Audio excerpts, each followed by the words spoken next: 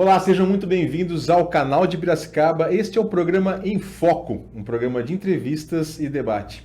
Hoje nós vamos conversar aqui num papo bem gostoso com Jota Duarte. O Jota Duarte, ele é especialista em oratória, é escritor. O Jota Duarte também é uma pessoa que tem 40 anos de experiência em rádio, é um radialista com muita experiência. E ele tem cursos de oratória, é uma pessoa extremamente ativa com relação à parte da comunicação aqui em Piracicaba e para todo o Brasil, para não dizer para o mundo inteiro, né? O Jota Duarte tem também um programa na internet. A gente vai bater um papo gostoso. Jota, muito prazer ter você aqui com a gente. Agradeço a sua presença. Espero que a gente consiga puxar bastante informação de você, porque eu sou uma pessoa que estou em formação de comunicador. E eu vou aproveitar o máximo desse bate-papo aqui com a gente. E temos também aqui a presença do pastor. O pastor vai aproveitar esse papo com a gente aqui também para a gente poder, né? Um papo bem legal. Obrigado. Marcelo, eu que agradeço o convite. Para mim é sempre muito importante essas oportunidades, né? Eu que sou do rádio também, sempre disse que a propaganda é alma do negócio. Aliás, essa é uma frase que todo mundo repete, né? Então é sempre bom essa oportunidade de poder falar com as pessoas. Eu agradeço de coração a você, Marcelo. Fiquei muito feliz em conhecer o Juarez aqui também, o pastor. Obrigado. Eu digo que a gente nunca perde por conhecer pessoas, né? E principalmente pessoas com, digamos, com muita coisa a oferecer também, como é o caso do Juarez. Tivemos uma conversa muito boa aqui enquanto não entrávamos no ar, né, Juarez? Isso. Eu fiquei muito feliz. Muito obrigado. Obrigado, pastor. Jota, o dom da comunicação, você acha, na sua opinião, ele já nasce na pessoa ou você consegue desenvolver isso? Como é que funciona para você? Inclusive no curso de oratória, eu explico aos alunos que a capacidade de falar bem é uma inclinação que nós temos. Só que isso faz parte de uma teoria chamada teoria das inteligências múltiplas. Gardner, que é um pesquisador ligado à Universidade de Harvard, fez um estudo profundo sobre a inteligência, estabeleceu 8 dimensões da inteligência, e uma delas é a linguística, que é a capacidade de falar e escrever de forma mais habilidosa. A questão é que, na verdade, nós temos todas as inteligências, muitas vezes adormecidas. E, de repente, por alguma razão, talvez pela educação, pelo convívio, na casa, na família, na sociedade, a pessoa acaba despertando uma ou outra inteligência. Então, a linguística é uma inteligência. Existem pessoas com essa inteligência mais bem desenvolvida, que são os talentos, nós chamamos de talentos, né? Isso está na Bíblia, inclusive. Sim. Então, todos nós temos esse talento. A questão é que, por alguma razão, você vai desenvolver mais ou menos. Só que quando você resolve fazer um curso, por exemplo, de oratória, aí você descobre que é possível aperfeiçoar. Essa inteligência linguística, o nome já diz, ela é uma inteligência, portanto, existe a possibilidade de você aperfeiçoar, aprimorar. E como é que se faz isso? Através, por exemplo, da leitura. Lendo, você vai fazendo o que eu chamo de prospecção de vocabulário, e isso vai tornando mais fácil a sua expressão oral, né, verbal. Faz parte de um exercício. É um processo, né? É um processo. Mas o primeiro ponto é você ter despertado para isso. Gardner falou de 8 dimensões da inteligência, mas ele se esqueceu da principal, da mãe das inteligências, que é a percepção. E eu coloquei no meu livro, escrevi um livro chamado Acima da Média, e eu sou o primeiro autor a reclamar para a percepção o status de inteligência. Então você apura a sua percepção, inclusive auditiva, né? Quando você decide melhorar a sua comunicação. E quem te despertou? Quando foi que você percebeu, falou assim, olha, eu vou ser uma pessoa da comunicação, eu vou ser um radialista ou um comunicador? Pois é, eu morava em Guarulhos e meu pai também gostava de ouvir rádio. Eu ouvia Vicente Leporassi, que era da Rádio Bandeirantes, se não estiver enganado. Eu já admirava a locução, a maneira de fazer o rádio do Vicente Leporassi. Depois acabei ouvindo outros. Eu ouvi o Juarez falando sobre o Zé Bétio, né? Zé Bétio. Também ouvia muito. E eu tenho na família um locutor também, alguém que começou antes de mim, que é o Duarte Amanaca, que é meu primo. E quando eu soube que ele era locutor de rádio, eu pensei, por que não eu também, né? E aí comecei a treinar. A princípio eu treinava em casa, fazia gravações, eu tinha um gravadorzinho, eu colocava a cabeça dentro do guarda-roupas, para você ter ideia, por conta da acústica, né? Fazia as minhas gravações. Ali eu comecei, até que tive a minha oportunidade de começar de fato no rádio profissional, isso em 1979. Quem me abriu as portas foi o famoso radialista Titio Luiz. Titio Luiz, que ainda hoje, né? Que ainda hoje faz programa de rádio. Né? Programa de rádio ainda. Exatamente. Titio Luiz foi que me deu a oportunidade de ingressar no rádio, isso em 79, eu tinha 18 para 19 anos, e aí não parei mais. E teve algum personagem específico que te inspirou? Na verdade, radialista específico, olha, eu me lembro muito bem, no caso do Zebete, então, eu tinha o Vicente Leporassi como alguém que eu gostava muito da sua comunicação. É óbvio que quem trabalha em rádio também sempre se inspira nos grandes nomes, como, por exemplo, o Silvio Santos, pela sua maneira simpática, a locução sorrindo, né, que ele fala sorrindo, etc.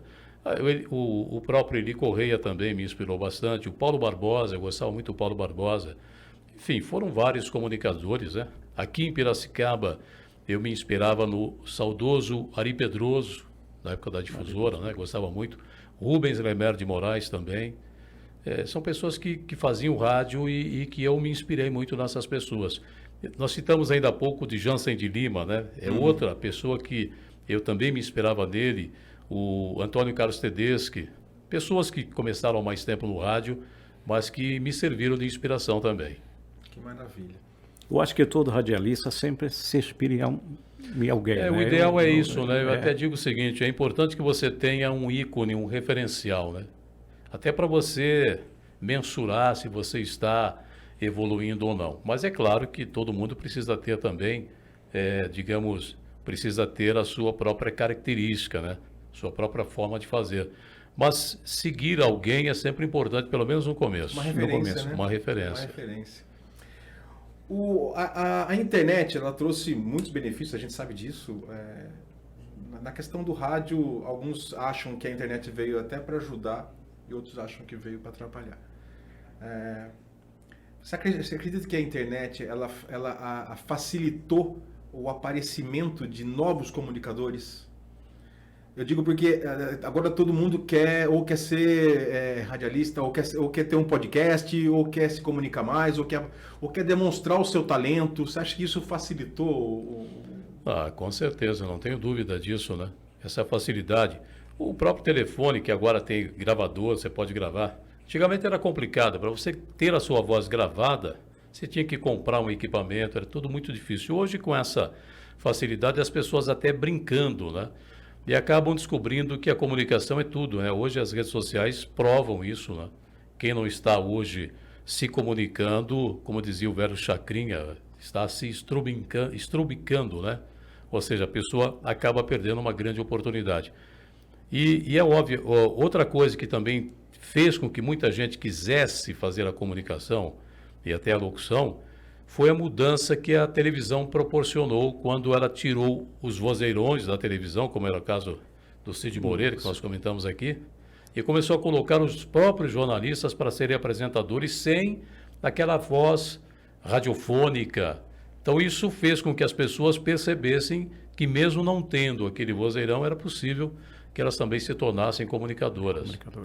Então acho que isso aí mostrou, né, que todo mundo pode fazer. E a comunicação é muito importante, né? Você sabe que do sucesso de qualquer pessoa, 15% depende do seu conhecimento técnico, da sua habilidade, da sua formação técnica, e 85% depende da sua forma de se comunicar.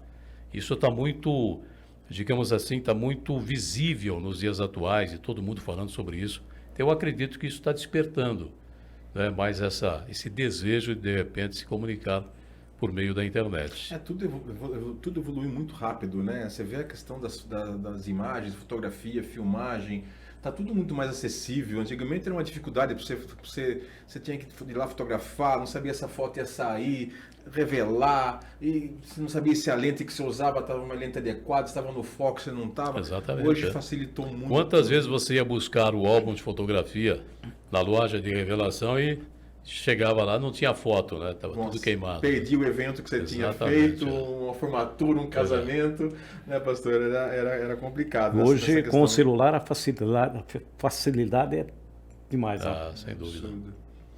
Jota, uma pergunta que eu queria te fazer é a seguinte. Hoje eu percebo, né? Eu sou formado em comunicação social também, mas há muito tempo. E eu percebo que os cursos de jornalismo ou de rádio e TV, o presencial está cada vez mais raro. Não tem mais isso, né? Tá difícil. Inclusive, recentemente tivemos infelizmente, a nossa universidade aqui de Piracicaba praticamente encerrando esse curso, a Unimap, né? Vamos dizer, esse fator de não ter a formação técnica de jornalista ou de radialista, de pessoa que mexe com a comunicação, isso vai fazer com que o profissional perca a qualidade? Eu acredito que pode, sem dúvida pode acontecer, pode ocorrer isso. Vai depender muito do contratante, né? De exigir melhor qualidade. Durante o curso de oratória, eu percebo pessoas... Por favor, fale um pouco sobre o seu curso de oratória. As pessoas, muitas estão sendo promovidas para um cargo de liderança, por exemplo, e aí elas procuram, né? Para aprender a liderar, etc. Na área do jornalismo é a mesma coisa, se bem que jornalismo é um dom, eu acho que é um dom, né? Você tem que ter uma percepção mais apurada. Não é uma pessoa comum quem tem essa visão jornalística, né? Então eu acho que o talento, ele tem que estar acima de qualquer curso técnico, etc. Mas eu acho que o contratante é que tem que exigir. Você tem uma emissora, você não vai contratar qualquer pessoa só porque ela quer fazer jornalismo. Você vai observar certamente se ela tem essa inclinação, se ela tem essa percepção, né? Ou até mesmo porque só tem um canudo, né? Exatamente. De repente tem um canudo, passou por uma faculdade, mas não conseguiu adquirir o tino para o negócio. Mas né? ao mesmo tempo, isso abre oportunidade para quem é da área e quer, de repente, vender cursos, né?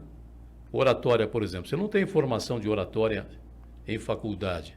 Então as pessoas vão procurar sempre um profissional, alguém que tenha alguma experiência, algum conhecimento para passar esse conhecimento. Eu acho que no jornalismo vai acabar acontecendo a mesma coisa. Aqueles que têm a inclinação, que têm o conhecimento, é o lance do coach, né? Então, quem tem a formação agora, quem já passou por essa formação e já tem experiência, tem aí um capital cultural de conhecimento gigantesco para ser explorado. Então, eu acho que é uma oportunidade. Essa questão da pessoa não ter mais ou não existir mais a exigência, né, de um registro, de uma formação acadêmica. Interessante. Eu acho também, isso é importante para as empresas também, né?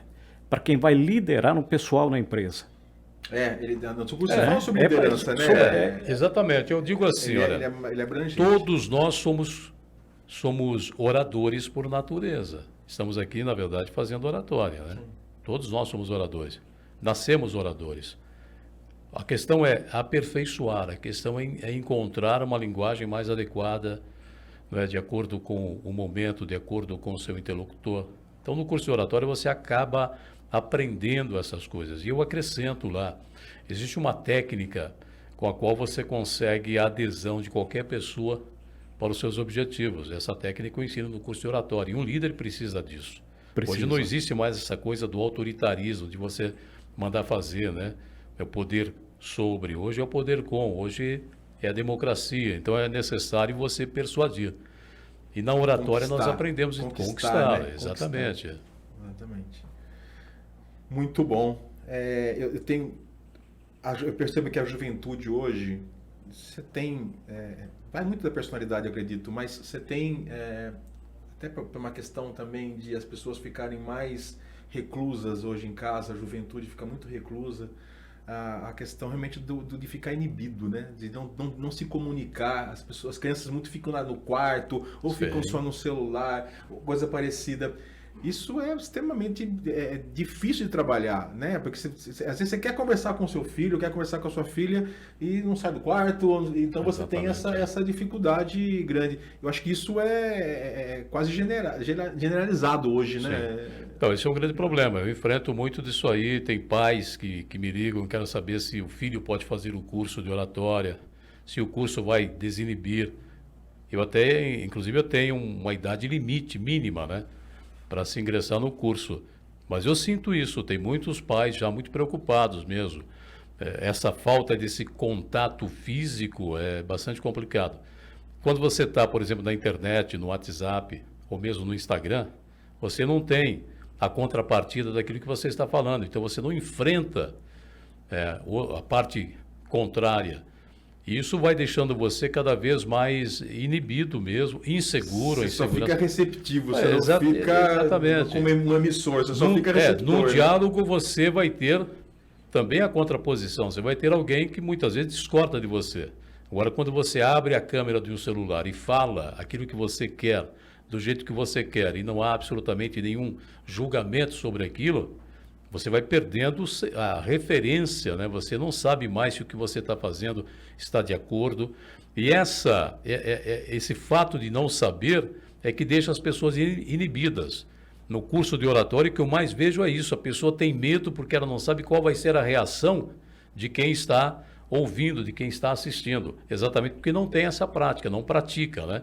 Então, no curso, por exemplo, nós formamos uma pequena plateia com os próprios alunos. Então, tem o lance do enfrentamento.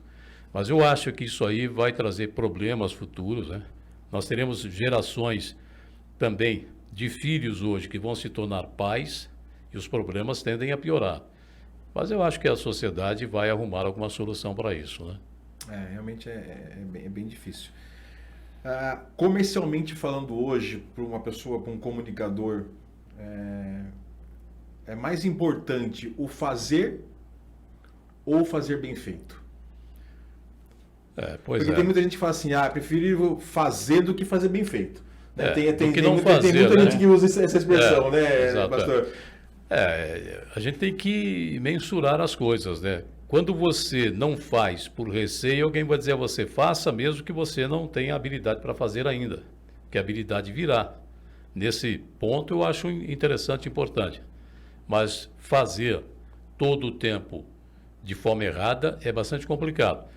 No curso ainda de oratória, você vê os alunos, eles se comunicam, mas eles não fazem ideia de como é o certo fazer, o que é o coerente fazer. Então lá eles descobrem. Significa que muita gente está fazendo de forma errada e vai fazendo, vai propagando. E às vezes a pessoa não consegue atingir seus objetivos e não sabe que a culpa está nele mesmo, né? Então por isso que é importante que as pessoas tenham essa preocupação. A comunicação é tudo, principalmente nos dias atuais. Saber como fala, para quem fala. Então, eu acho que é fundamental. E analisar o conteúdo, né, Jota? Analisar muito o conteúdo. A gente vê muito essa questão da fake news, né? Todo mundo muito preocupado com isso, mas a informação está chegando de uma forma tão rápida, eu acho tão massificante em cima da gente, que se você ficar assimilando tudo que chega e sem questionar, ou sem você buscar a fonte de onde vem, aquilo acaba te deixando... Exato. Situação até delicada perante a sociedade, perante os amigos, perante todo mundo, né? Exatamente. Eu acho que, infelizmente, as redes sociais também estão colocando muita coisa ruim, muita coisa errada, como se fossem coisas boas. Está faltando, talvez, discernimento, a capacidade de você mensurar o que é uma coisa boa, o que não é uma coisa boa, o que é saudável, o que não é saudável. Está bastante complicado. Eu até digo o seguinte, a sociedade está vivendo... É uma situação totalmente inédita para o mundo todo, né? Não é como antigamente, muitas coisas que chegavam no Brasil, quando chegavam aqui, já eram obsoletas em outro país. Hoje não, hoje você está ao mesmo tempo, né? O que acontece hoje aqui no Brasil, em termos de comunicação, de internet, de mídias sociais, está acontecendo no mundo todo. Ninguém sabe para onde isso vai, né? Sim. Bem difícil. Realmente. Tem alguma pergunta, pastor? Tirar alguma curiosidade que eu começo aqui? Então. Você sabe que no curso de oratória eu digo o seguinte, quem pergunta, conduz. Isso é uma coisa que a gente tem que aprender sempre. Quem pergunta, conduz. Se alguém te faz uma pergunta, isso te dá um norte, te dá uma direção. Fica mais fácil falar quando se faz uma pergunta. E quando ninguém faz a pergunta, eu ensino aos alunos, faça você mesmo uma pergunta para você. Isso te dá um norte, te dá uma direção. Mas fazer pergunta é uma arte também, né? Não é fácil fazer perguntas, não. Eu sempre gostei muito da área de comunicação, né? E um comunicador, se chama Jesus Cristo. Esse foi O maior de todos. O maior de todos. Né? Sem dúvida. Que sempre ele estava no meio do povo. E às vezes, quando achava que o pessoal não podia ouvir, ele subia até o monte e ali. Exato. Então, tinha essa percepção, né? A preocupação de que todos escutassem. Né? No curso, eu sempre digo isso. Falo, olha, quando você for convidado a falar em público, presta atenção se a sua voz está chegando em todo canto da sala. Se todos estão te escutando de forma confortável. Tem um lance de se ouvir de forma confortável, para que o seu interlocutor não precise se esforçar para te ouvir e que a tua voz também não incomode, né?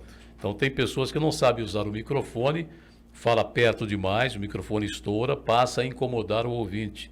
E vice-versa. Tem aqueles que não sabem usar o microfone e a voz não chega em todo o ambiente. E Jesus tinha essa preocupação, por isso que ele subia no morro. Exatamente. Mas eu digo assim também, Juarez, não existe unanimidade.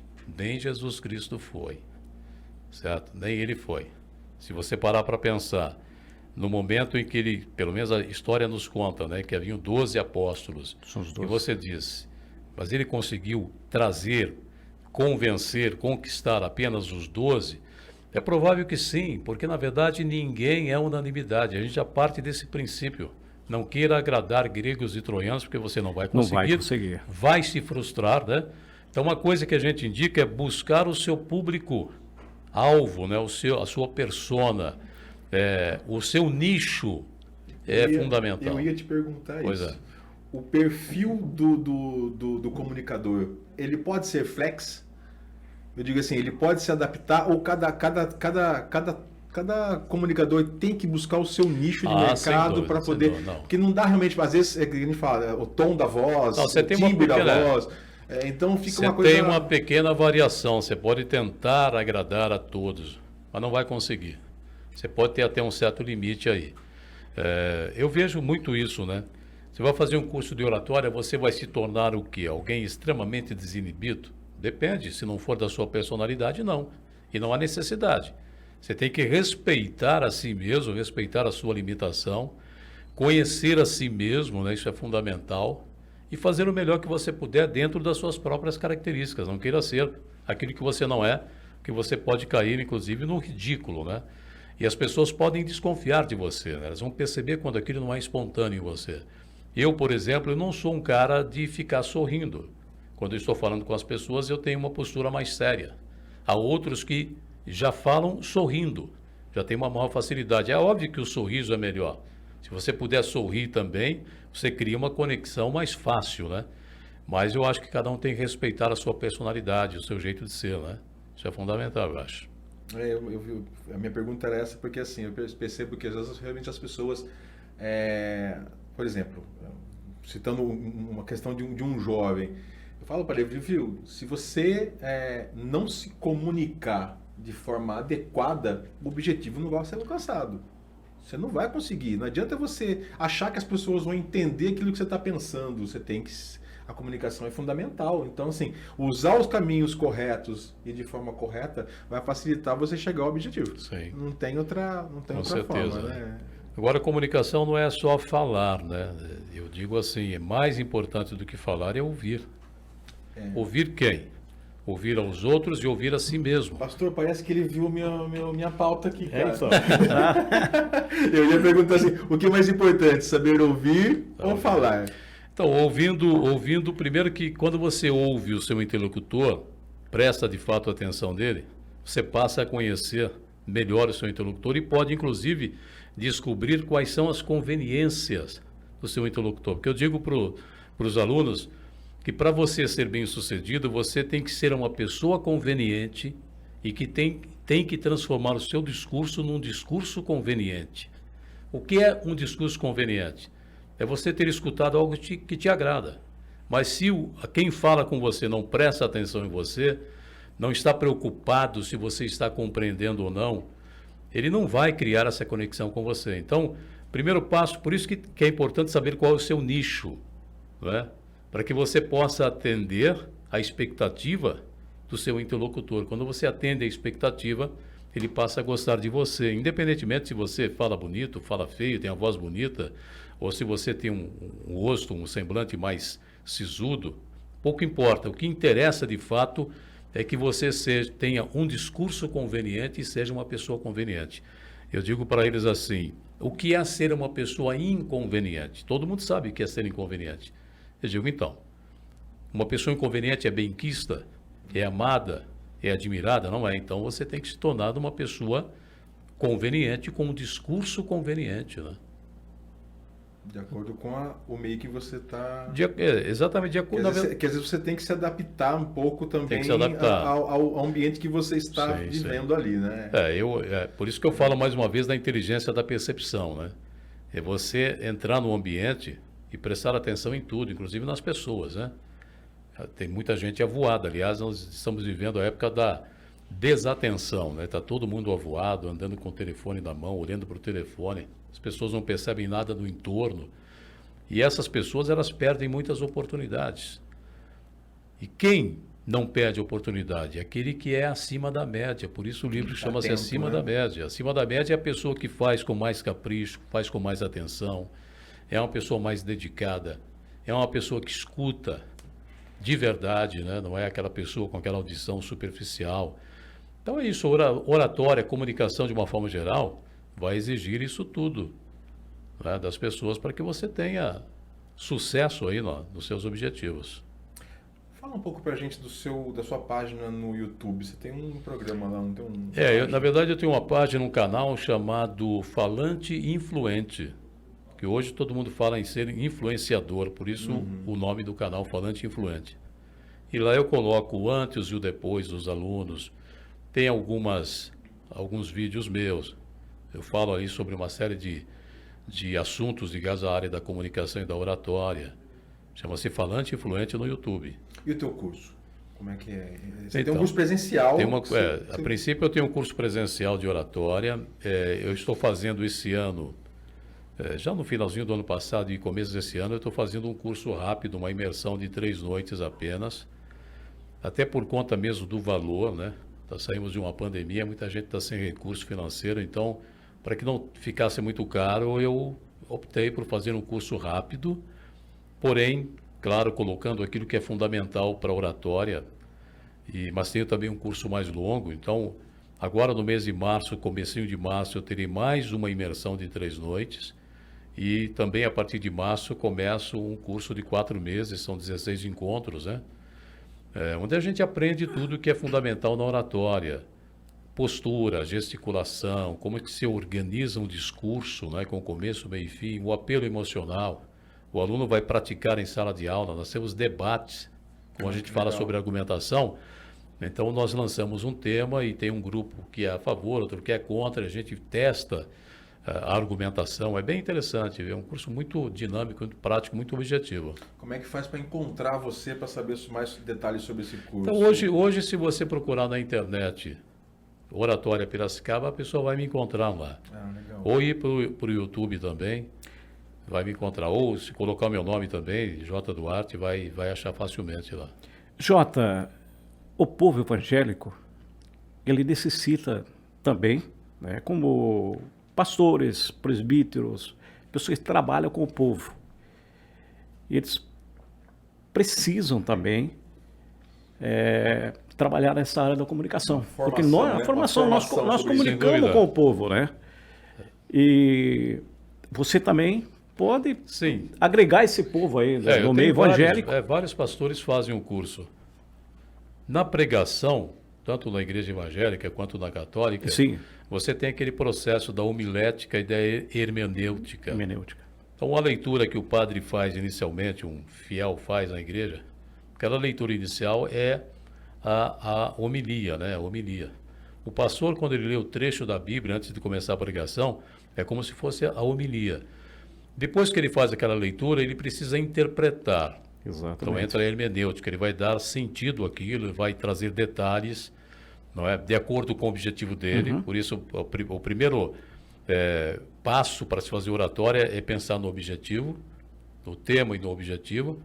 Tem uma coisa chamada posição defendida, que é o quanto você conhece do assunto. Por isso que um pastor que conhece bem a Bíblia, ele será um pastor muito mais eficiente na sua eloquência. Sem dúvida nenhuma. Então é importante o conhecimento. Então, a oratória se parece muito com a pregação. Na oratória nós temos o tema escolhido, o objetivo definido, a posição defendida, que eu digo assim, você não deve falar sobre aquilo que você não domina. Fale só sobre o que você conhece, a menos que você tenha muito tempo e dê para você estudar. Você pode falar sobre qualquer assunto que você queira, porém você tem que ter tempo hábil para se dedicar e aprender sobre aquele assunto. Agora, quando você não tem tempo para isso, fale sobre aquilo que você domina, que é a sua posição defendida. O quanto você acredita naquilo que você fala, o quanto você conhece daquele assunto, isso é fundamental, porque isso vai te dar mais tranquilidade e mais verdade quando você estiver falando. Depois nós partimos para uma coisa chamada tópico frasal. Dentro da área da publicidade, isso é interessante. O que é o tópico frasal? É a manchete. Quando você vai ver a televisão, por exemplo, vendo uma novela, de repente entra durante o break comercial, entra a chamada do jornal. Aquela chamada é o tópico frasal. A chamada tem a finalidade de despertar o interesse. Então, no curso de oratória, nesse curso, nós aprendemos, inclusive, a técnica das 3 cabeças. Não sei se você já ouviu falar sobre isso. Que eu ensino nesse curso, a técnica das 3 cabeças. Eu tenho que despertar o interesse. Eu tenho que usar de sutileza. Dentro da oratória, a parte da sutileza é quando eu trago as premissas. Ou seja, eu trago as razões plausíveis para aquela minha afirmação. É o que faz o pastor. Quando o pastor faz a leitura de um trecho da Bíblia, ele vai trazer razões plausíveis. Então, por isso que ele precisa ter oratória, precisa ter algum conhecimento para ser um bom pregador, né? Então, a oratória se parece muito, não tem diferença. Tem, digamos, a terminologia é diferente, mas o processo é sempre o mesmo, né? Você tem 2 tipos de curso, um que é um rápido mais e rápido, um mais demorado. Legal. Bom, depois, mais detalhes eu vou deixar na descrição do nosso vídeo aqui, com informações a respeito de contato com ele, tá? Com o Jota, e a gente vai depois disponibilizar isso para vocês. O livro Acima da Média, a Arte de Comandar, foi lançado quando, Jota? Esse livro já tem alguns anos, acho que já tem pelo menos uns 6 anos que eu lancei o livro. Ele está à venda no Clube de Autores, que é um site, né? Clube de Autores, e está também lá na plataforma Hotmart. Na Hotmart ele é o livro digital, no Clube de Autores a pessoa tem a oportunidade do livro físico. Nesse livro, eu digo a você que eu trouxe algumas teorias importantes. Inclusive para quem é pregador, para quem é orador, eu trouxe a teoria da consciência tríplice. O que é isso, né? E por que o orador precisa saber disso? Porque a sua função, a sua finalidade é persuadir, é convencer, não é? Sem dúvida. Então é muito importante que você saiba como as pessoas funcionam. Dessa consciência. Isso no mundo dos negócios é fantástico, né, Sim. cara? Olha, para quem é vendedor ou para quem vamos entender uma coisa, ninguém faz absolutamente nada que não seja conveniente fazer. A conveniência está por detrás de tudo. Qualquer atitude, desde a compra de um sapato, a compra de um celular, a compra de um relógio, a compra de um automóvel, tudo há, de fato, uma conveniência envolvida. Se você parte desse princípio que ninguém faz nada que não seja conveniente fazer, então você tem que saber qual é a conveniência daquela pessoa. Não é? O que é uma conveniência? É tudo aquilo que nós desejamos conscientemente e esperamos obter oportunamente, é o senso de oportunidade. Quando você traz alguma coisa que vai atender a uma conveniência, a pessoa aproveita aquele momento. Essa é a regra. A menos que ela não tenha poder aquisitivo naquele momento. Mas ela tendo poder aquisitivo... Fica nos planos dela ali. Fica nos planos dela. Então é interessante, quando você descobre que ninguém faz nada que não seja conveniente fazer, até a pessoa que faz caridade, hein? Eu digo assim, não existe na prática ninguém que seja abnegado. Mesmo que o interesse não seja dinheiro, não seja status, não seja sexo, pode haver outra coisa envolvida naquilo. Às afetividade, carência. Exatamente. Tipo o simples fato de você... Eu necessito doar alguma coisa para me sentir bem. Para você se sentir bem. Então, se o que eu faço, eu me sinto bem com aquilo me dá prazer, então você já está sendo, de alguma forma, beneficiado por aquilo. Ninguém faz aquilo com o qual ela se sente mal. Se você se sentiu mal em fazer, a tendência é você não fazer mais. Por isso que eu digo que não existem pessoas abnegadas. E até Jesus Cristo, hein? Ele dizia que quando você não era aceito numa determinada aldeia, que sacudisse a poeira da sandália e mudasse de aldeia. Ou seja, ele mesmo dizia que é necessário que você atenda às conveniências. Quando essas conveniências não são atendidas, não adianta, você não vai conseguir nada. E nesse livro eu trago esse lance da conveniência, eu falo sobre os marcadores somáticos da mente, isso é muito importante. São as experiências anteriores que a pessoa tem ao longo da vida, seja com um produto, seja com um serviço, seja com uma pessoa. Aquilo vira um marcador somático para ela. Aquilo, através do marcador somático, ela vai mensurar muitas coisas e tomar muitas decisões a partir dos marcadores somáticos. Depois nós temos o consciente coletivo, que é uma espécie de convenção social que a sociedade criou. E nós fazemos parte dela. E depois nós temos uma coisa chamada psicologia trímera. Tem uma pressão psicológica, aí entra inclusive a questão da religiosidade. É uma pressão psicológica que é feita por meio de 3 sentimentos específicos negativos da emoção. Sentimento de medo, de dúvida e de culpa. Então, quando você entende que o ser humano, todos nós funcionamos assim, eu funciono, mesmo tendo consciência disso, eu sei que eu sou vítima dessa consciência ou dessa psicologia trímera. Você vê, por exemplo, por que nós fazemos seguro do automóvel? Medo de ter o carro roubado. Etc. E por que você tem o medo? Porque existe uma mídia que alimenta esse medo frequentemente, com as notícias, por exemplo, né? Alarme em residências, né? Então, nós fazemos pelo medo, pela dúvida ou para não se sentir culpado. Todo ser humano funciona desse jeito. Então, se você conseguir embutir isso no seu produto, na sua propaganda, é muito difícil alguém escapar de você. Realmente. Isso tudo está no meu livro chamado Acima da Média, a Arte de Comandar. Legal. E esse livro encontramos aonde aqui em Piracicaba? É só pelo site Clube de Autores, né? Sim. A pessoa entra no Google lá, site Clube de Autores, escreve o nome do livro, Acima da Média, e você pode adquirir o livro físico ou o livro digital. Uhum. É muito interessante. Eu coloco ali, por exemplo, eu falei sobre a percepção, né? O que garante o sucesso para todos nós, inclusive para a emissora, para você, para mim, para todo mundo, o que garante o nosso sucesso é a nossa inteligência perceptiva. Tudo isso que nós temos aqui é resultado da percepção de alguém, né? O telefone celular, o microfone, sim. Tudo isso aqui é resultado da percepção de alguém. E o que é a inteligência perceptiva? É a capacidade humana de perceber quando tudo está convergindo para o momento oportuno. Tem até um livro que eu recomendo do Paulo Coelho, que é o Alquimista, em que ele fala muito dos sinais. Isso é muito interessante. Tem um livro também do Napoleão Hill chamado Mais Esperto que o Diabo. É muito interessante esse livro, porque também fala sobre a percepção. A percepção é uma inteligência que você pode apurar. E como eu apuro a minha percepção, né? Primeiro, observando os indícios, prestando atenção nos detalhes, né? Nos sinais. E a outra coisa, deixando de ser idiota. Porque no fundo todos nós somos idiotas. Nós tiramos conclusões sem ter ideias claras. Ou seja, a pessoa vai trazer uma proposta, você descarta a proposta.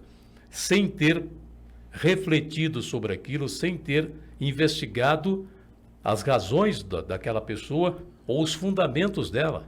Toda ideia que você tem é resultado de uma fundamentação. Você fundamentou. A outra pessoa não tem acesso. Então, se você é daqueles que não escutam, porque é um idiota, o idiota não é um palavrão, o idiota, o significado dele é exatamente isso. Tirar conclusões sem ter ideias claras, ou seja, você não escutou. Então, quando você resolve finalmente prestar atenção, não quer dizer que você vai aceitar todas as propostas, mas você vai refletir e ponderar sobre elas. Aí sim, quando você toma a decisão de não aceitar ou aceitar, essa decisão é muito mais embasada, né? Muito mais refletida. Maravilha. Jota, foi um prazer, muito gostoso bater um papo contigo, né, pastor?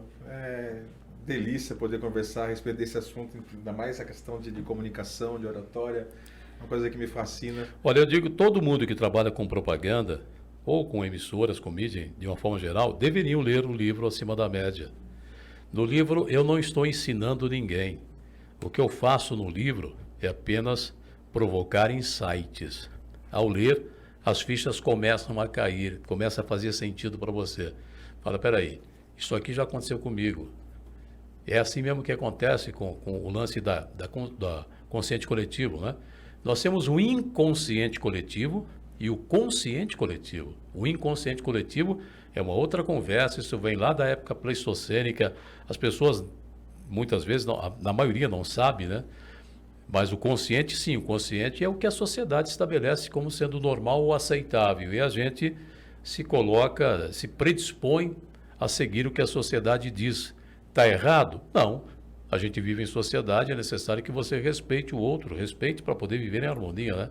Se todo mundo pudesse fazer o que bem entende, seria o caos, né? Então a gente entende isso. Só que você pode, ao conhecer isso tudo, não vai mudar ninguém. Você vai se valer desse conhecimento para o bem, obviamente, né? Tem gente que usa para o mal, mas uma pessoa sensata vai usar o conhecimento para o bem, né? Voltando à máxima, conhecimento não ocupa espaço, né? Com certeza. Quanto mais, melhor, né? Obrigado mais uma vez. Eu que agradeço. Muito legal, muito joia. Gostou do nosso conteúdo? Segue nós lá no canal do YouTube. Também estamos em todas as plataformas digitais. Canal de Piracicaba, programa em Foco. Aciona lá o sininho, vai ficar sabendo de todas as novidades que acontecem aqui no canal. Canal de Piracicaba, a informação você encontra aqui.